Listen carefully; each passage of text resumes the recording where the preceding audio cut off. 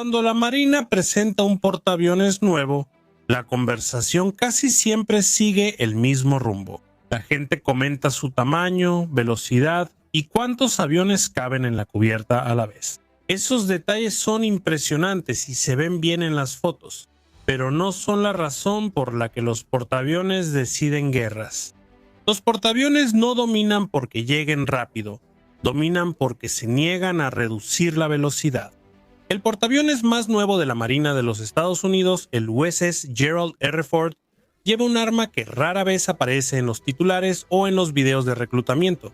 No se encuentra en la cubierta de vuelo, no brilla, no dispara ni lanza nada dramático al cielo. Podrías observar el funcionamiento del barco durante todo un día y no notarlo en absoluto, pero una vez que lo ves, todo sobre la guerra naval moderna empieza a verse diferente.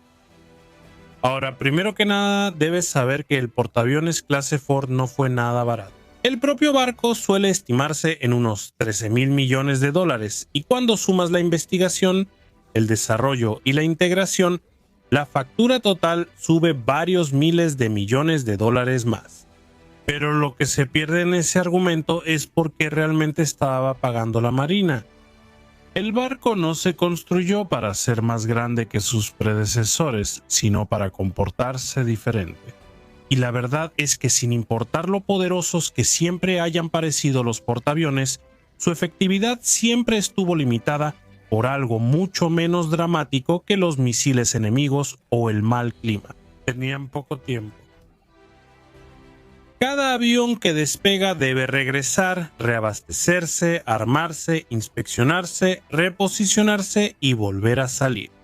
Las tripulaciones tienen que moverse, la munición tiene que ser transportada, los elevadores tienen que funcionar, el espacio en la cubierta tiene que ser despejado y reutilizado durante horas y días.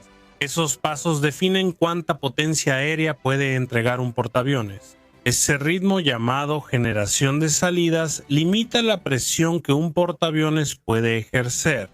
Un portaaviones con muchas aeronaves pero lanzamientos lentos se vuelve predecible. Un portaaviones que sigue lanzando aeronaves hora tras hora se vuelve opresivo. La Marina no preguntó qué tan rápido podía ir el barco. La energía nuclear ya resolvió ese problema. No preguntaron cuántas aeronaves cabían en la cubierta. Esa duda se resolvió hace décadas. Preguntaron algo mucho más frío e incómodo. ¿Qué tan rápido puede este barco recargarse y recuperar aeronaves, reacondicionarlas y devolverlas a la batalla sin pausa? ¿Y cuánto tiempo puede seguir haciendo eso antes de que las personas y las máquinas empiecen a fallar?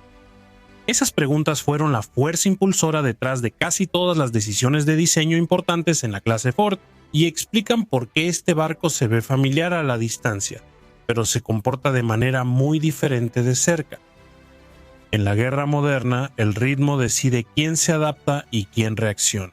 La clase Ford fue diseñada para aplicar presión sin interrupción.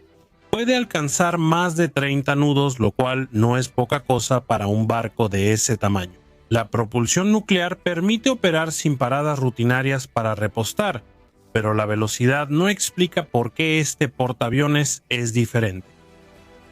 En conflictos reales, los portaaviones no siguen a los enemigos por el océano. Como los yates de carreras, se posicionan, definen áreas y hacen rotar aeronaves. Ahí es donde los portaaviones más antiguos empezaron a mostrar sus límites.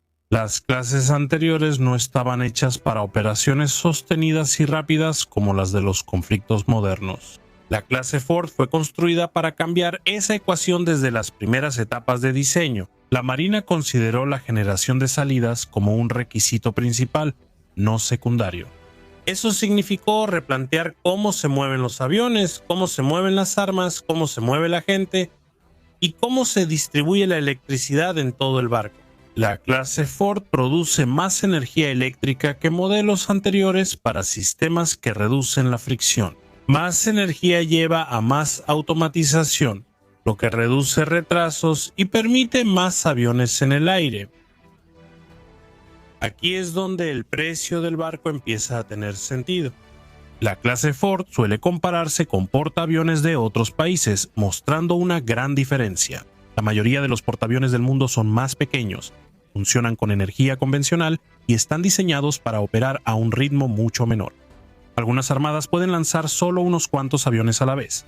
Otras dependen de rampas tipo trampolín que limitan el peso y la carga útil de las aeronaves. Ni los portaaviones más capaces fuera de Estados Unidos pueden sostener las operaciones de vuelo para las que fue diseñada la clase Ford. Nunca quiso hacerlo. Sus objetivos son distintos, sus presupuestos menores y su doctrina acepta límites. La Marina de EUM no lo hace. Esa comparación importa porque la clase Ford no es solo un barco.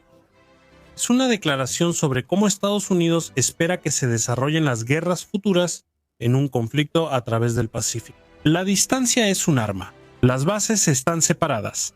Las ventanas de reabastecimiento son limitadas y los traslados de aeronaves son largos. Los retrasos se acumulan para un portaaviones que regenera aeronaves más rápido que su rival responde. Obtiene una ventaja que es difícil de contrarrestar sin una escalada dramática. Esa ventaja no se anuncia con explosiones.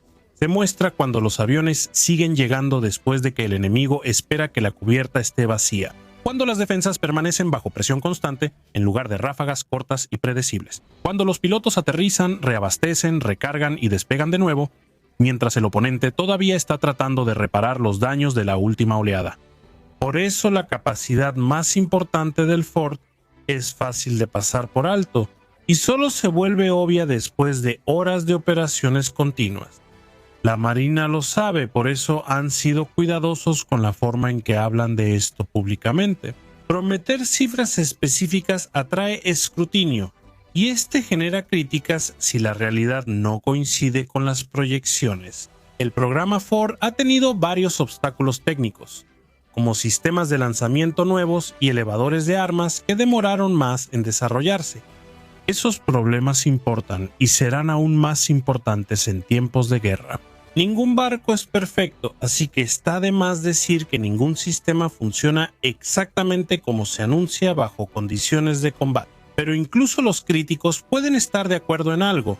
La clase Ford representa un intento deliberado de cambiar cómo combaten los portaaviones, no solo cómo se ven. El barco fue construido para hacer que la potencia aérea sostenida sea algo rutinario en lugar de excepcional. Y ese cambio tiene consecuencias que se extienden mucho más allá de la cubierta. Influye en cuántos portaaviones requiere la Marina para operar en varias regiones. Afecta cuánto tiempo un portaaviones puede estar en su posición sin relevo y cómo los adversarios calculan el riesgo y la escalada. Incluso afecta cómo los aliados perciben el equilibrio de poder en el mar. Todo eso proviene de una capacidad que no dispara ni un solo tiro. El USS Gerald R. Ford transporta 90 aeronaves, pero su verdadera fortaleza no es cuántos aviones puede llevar, sino qué tan rápido puede convertirlos en presión una y otra vez. Y eso es solo una parte del panorama. Cada portaaviones, sin importar qué tan avanzado sea, vive o muere según la eficiencia con la que mueve personas, combustible, armas y aeronaves a través de un espacio muy congestionado. La cubierta de vuelo parece enorme, pero en realidad es uno de los lugares de trabajo más congestionados del mundo. Cada movimiento debe coreografiarse, los errores cuestan tiempo. Cada cuello de botella se agrava en los portaaviones más antiguos. Esos cuellos de botella se aceptaban como el precio de hacer negocios. Las catapultas de vapor marcaban el ritmo de lanzamiento. Los elevadores de armas tenían velocidad fija y las tripulaciones trabajaban en torno a la isla, siguiendo supuestos de diseño de hace décadas. Cuando todo funcionaba perfectamente, el sistema funcionaba. Cuando no, el ritmo se ralentizaba, y una vez que el ritmo se ralentizaba, era difícil recuperarlo. La clase Ford fue diseñada por personas que ya no estaban dispuestas a aceptar eso. En lugar de preguntar cómo sacar más esfuerzo de las tripulaciones, la Marina preguntó cómo eliminar la fricción del propio sistema. El resultado es un portaaviones que se comporta menos como un buque de guerra tradicional y más como un proceso industrial optimizado para el rendimiento. Esa optimización comienza con el cambio más visible, aunque la mayoría de la gente lo malinterpreta. La clase Ford sustituyó las catapultas de vapor por el sistema de lanzamiento electromagnético de aeronaves, EMOLS. En teoría, EMOLS suena como una demostración tecnológica y así es como a menudo se discute. Lanzamiento electromagnético, motores lineales, curvas de control precisas. La recuperación de jets suele retrasar a los portaaviones. Los aterrizajes se acumulan, los aviones esperan y las tripulaciones apresuran el despeje. Pequeños retrasos se convierten en retrasos mayores. La clase Ford aborda este problema replanteando el flujo en la cubierta. La isla del barco, que contiene los espacios de mando y sistemas de radar, se movió más hacia popa. Ese cambio parece menor, pero libera un valioso espacio en la cubierta y modifica la manera en que las aeronaves se mueven entre las zonas de aterrizaje, los lugares de estacionamiento y las catapultas debajo de la cubierta. Los cambios se vuelven aún más importantes. El movimiento de armas siempre ha sido una de las partes más lentas de las operaciones en un portaaviones. Las bombas y misiles son pesados, delicados y peligrosos de transportar. La clase Ford incorporó elevadores de armas avanzados para mover munición más rápido y eficiente. Estos elevadores estaban destinados a ser uno de los mayores contribuyentes del barco para mejorar el ritmo operativo. Cada parte del sistema tiene que moverse en conjunto. Por eso la clase Ford fue diseñada como una sola máquina, en lugar de una colección de mejoras. La automatización juega un papel silencioso pero fundamental aquí. La clase Ford tiene menos marineros que portaaviones previos, aunque es más grande y compleja. Esa reducción no se logró pidiéndole a la gente que trabajara más duro. Se logró diseñando sistemas que requieren menos manos para operar y mantener. Todos estos cambios apuntan en la misma dirección: lanzamientos más rápidos, recuperaciones más rápidas, manejo de armas más rápido y menos fricción entre los pasos. No hay un solo momento en el que el barco revele su poder. En cambio, la ventaja se acumula silenciosamente, hora tras hora. Aquí es también donde la etiqueta de precio comienza a verse diferente. $13,000 millones suena escandaloso. Cuando imaginas un barco sentado en el mar sin hacer nada, suena menos escandaloso cuando consideras lo que la Marina espera que ese barco haga. Durante décadas de servicio, la mayoría de las marinas del mundo no operan portaaviones como este. Muchos los operan como símbolos de poder nacional o influencia regional. Sus portaaviones lanzan menos aviones, con menor frecuencia y por menos tiempo. Eso no es un defecto. Eso muestra distintos objetivos estratégicos. La Marina de espera que sus portaaviones funcionen como bases aéreas móviles para operaciones de combate lejos de casa. Esa expectativa determina todo sobre su diseño. La clase Ford supera la expectativa de cualquier portaaviones anterior.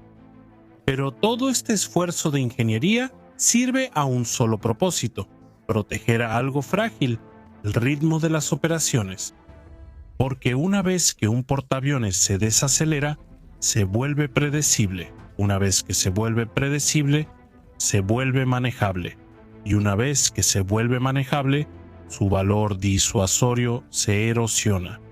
La clase Ford existe para retrasar ese momento tanto como sea posible. No garantiza la dominancia, ningún barco puede hacerlo. No elimina el riesgo, nada lo hace. Lo que hace es ganar tiempo, y en la guerra naval moderna, el tiempo es el recurso que todos intentan arrebatarse entre sí. Para entender por qué este portaaviones lo cambia todo, tienes que dejar de verlo como un barco y empezar a verlo como una señal. Los portaaviones no existen de manera aislada. Cada portaaviones navega en una red de suposiciones hechas por aliados, adversarios, economistas y planificadores que dedican sus carreras a cuestionar el poder. ¿Cuánto tiempo puede quedarse? ¿Cuánta presión puede ejercer? ¿Qué tan rápido puede recuperarse? ¿Y si algo sale mal? La clase Ford está diseñada para resistir la presión lejos de casa, contra un oponente que busca hacer las operaciones costosas, riesgosas y agotadoras. Por eso las comparaciones entre portaaviones pueden ser engañosas. Fijarse solo en cifras como el desplazamiento o la capacidad de aeronaves no tiene sentido. Un portaaviones capaz de lanzar 40 aeronaves rápidamente y luego desacelerar es muy distinto a uno que puede lanzar aviones todo el día. La diferencia no se nota en la primera hora de un conflicto, sino en el tercer día, el quinto día y la segunda semana. El teatro del Pacífico se define por la distancia. Las bases están separadas por cientos o incluso miles de millas. El reabastecimiento tarda. Las aeronaves pasan largos periodos en tránsito. Cada salida se vuelve más costosa en combustible, mantenimiento y fatiga de la tripulación. En ese entorno, las pausas son peligrosas. Si un portaaviones tiene que reducir la velocidad para reiniciarse, el oponente gana espacio. Ese espacio sirve para dispersar recursos, reparar daños, reposicionar defensas o esperar. La presión política para construir un portaaviones que mantenga el ritmo niega ese espacio. En escenarios de planificación con conflictos de alto nivel, los analistas hablan de ventanas para atacar, reabastecerse o aprovechar ventajas temporales. Estas ventanas se miden en horas, no en días. Un portaaviones que regenera aviones más rápido reduce esas ventanas. Para el otro lado, eso cambia cómo se calcula el riesgo para un adversario. La cuestión es si pueden soportar presión continua sin reagruparse. Ese es un problema mucho más incómodo que lidiar con ráfagas cortas de actividad intensa, seguidas de pausas. Por eso la clase Ford ha llamado tanto la atención de los planificadores enfocados en China. La estrategia naval de China enfatiza defensas en capas, misiles de largo alcance y la capacidad de complicar las operaciones de portaaviones lejos de la costa. El objetivo no es necesariamente hundir los portaaviones, sino hacer que operarlos sea lo suficientemente costoso como para que su presencia se vuelva difícil de sostener tanto política como militarmente. En ese contexto, el ritmo es tan crucial como sobrevivir. Un portaaviones que lanza aviones obliga a las defensas a estar activas. Las defensas activas se rebelan, consumen recursos y agotan a las tripulaciones. Con el tiempo, la carga cambia, la presión sostenida desgasta incluso a los sistemas más sofisticados, no porque estén mal diseñados, sino porque son operados por humanos con límites. La capacidad de la clase Ford para generar poder aéreo sostenido cambia el tiempo que puede seguir siendo una amenaza creíble. También cambia cuántos portaaviones necesita la Marina para lograr un efecto determinado. Este aspecto suele ignorarse en los debates sobre el costo. La clase Ford es costosa de una manera que hace imposible ignorarla, pero la Marina nunca ha argumentado que el precio deba juzgarse de forma aislada. La verdadera afirmación es que un solo portaaviones de alta capacidad puede compensar la carga de trabajo de varios barcos más antiguos con el tiempo. Ese argumento depende en gran medida de la automatización, la reducción de la demanda de tripulación y la eficiencia operativa a largo plazo. Ninguno de esos beneficios llega rápidamente, solo surgen si el barco funciona de manera confiable durante décadas. El extenso horizonte hizo que los primeros problemas técnicos destacaran y llamó la atención. Las armadas extranjeras observan con atención si la apuesta resulta. Países que usan o planean usar portaaviones ven a la clase Ford como un adelanto del futuro diseño de estos buques. Un portaaviones que puede mantener un alto ritmo operativo reduce la necesidad de escalar para lograr efectos. Presiona en silencio y resuelve sus señales sin gestos dramáticos. Obliga a los adversarios a responder de manera continua, en lugar de episódica. Por eso la clase Ford es aterradora de una manera que la potencia de fuego bruta no lo es. No depende de un solo momento decisivo, depende de la acumulación. Pero esta ventaja no es gratuita.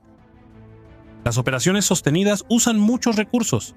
Las aeronaves se desgastan más rápido, los ciclos de mantenimiento se acortan y las tripulaciones operan más cerca de sus límites. Las cadenas de suministro están bajo presión. La Marina es muy consciente de estos compromisos y tampoco han pretendido lo contrario. La clase Ford no elimina la fricción de la guerra, pero cambia el lugar donde se siente esa fricción. En lugar de ralentizar el barco, la carga se traslada hacia la logística, las defensas del adversario y la toma de decisiones políticas. Por eso la clase Ford debe entenderse como parte de un sistema, no como una solución independiente. Viaja con escoltas equipados para protegerlo. Depende de barcos de suministro y de redes de inteligencia y satélites para guiar a sus aeronaves. Quien quiera enfrentar contra un portaaviones clase Ford debe estar listo para resistir, no solo para el impacto. Deben asumir que el portaaviones no se detendrá tras la primera oleada. Deben prepararse para operaciones prolongadas que desafíen sistemas y personas. Esa preparación es costosa, obliga para invertir en redundancia, resiliencia y profundidad. Obliga a tomar decisiones difíciles sobre dónde concentrar los recursos. Comprime los plazos para la toma de decisiones. El USS Gerald R. Ford fue diseñado para estar siempre en movimiento. El arma secreta es la tasa de generación de salidas para la clase Ford. El objetivo de la Marina es 160 salidas por día durante operaciones normales, con la capacidad de aumentar a 270 salidas en un periodo de 24 horas durante operaciones de vuelo sostenido. Esos números no son frases publicitarias, son objetivos de diseño que dan forma al barco desde la quilla hacia arriba. Mientras más rápido completes ese ciclo, más presión aplicas. Por eso la generación de salidas a menudo se describe como velocidad de recarga. En un conflicto en el Pacífico, esto resulta crucial. Cambia el comportamiento de las defensas aéreas. Las diseñadas para ráfagas cortas tienen problemas bajo presión constante. Sensores activos más tiempo, misiles se agotan rápido, tripulaciones se cansan y errores aumentan. Un portaaviones más eficiente reduce la presión sobre la flota. Y la clase Ford es costosa, sí, su desarrollo fue complicado, sí.